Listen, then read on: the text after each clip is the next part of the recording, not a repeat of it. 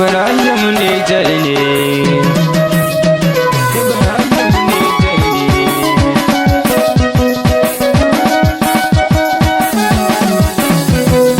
Taho farin ciki na masoyiya abuna a daren daɗewa ta san kina a raina.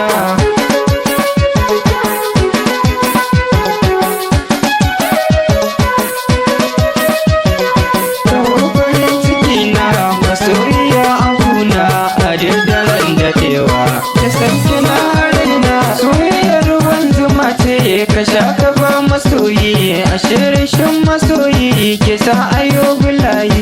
A yanzu dai masoyi da shi ake ta yayi, ni ma da ke nake yi ba wani ganin ido ba.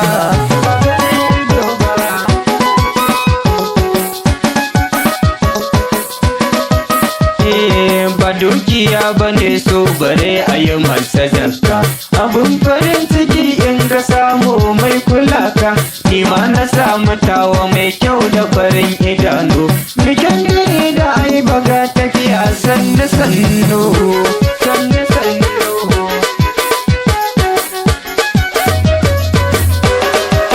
Ayya idan za a yi diresin a dole a ɗauki riga, idan zan yi mai wake a dole na doki ganga.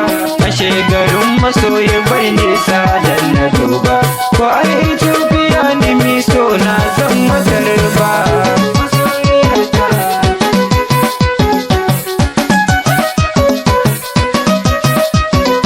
Soyar saka da sunan ki wasu suke kirana, idan na bar ki babu shakka na cuci kaina.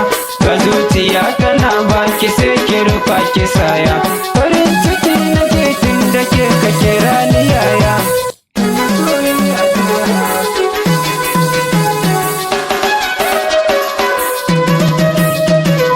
Na ƙara jaddada miki sanki yana a raina, da rasa zuciya abadan ba zan bari ba.